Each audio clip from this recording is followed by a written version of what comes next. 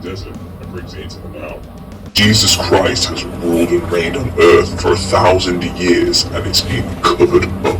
The vast efforts and resources and power that went into making this a reality and covering up something which should not really have been able to have been covered up. And they have done the best they can, clearly, to do that. It's been an effort hundreds of years in the making, and here we are today, possibly about 250 years later, and we're in the thick of the deception and the cover-up now. As in, why do we even have people out there trying to deceive us with the occult and control us and all these type of things? But what are secret societies even around for? What's the end goal? What's the point? Why do they even exist? All those questions.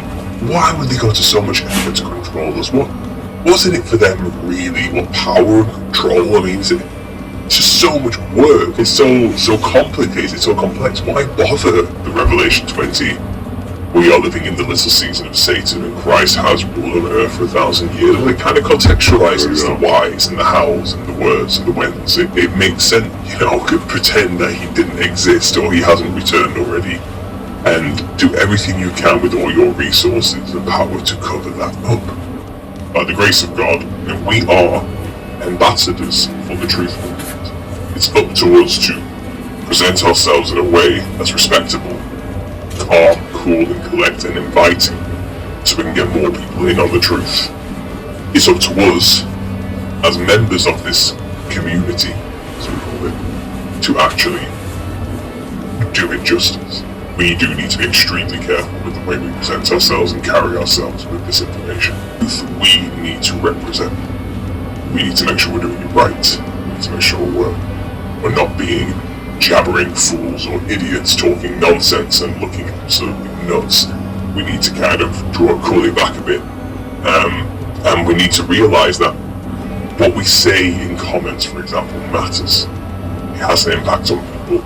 It could be the make or break impact of somebody making the final decision to come to faith in Christ. We behave matters in any circumstance, and no contribution is too small.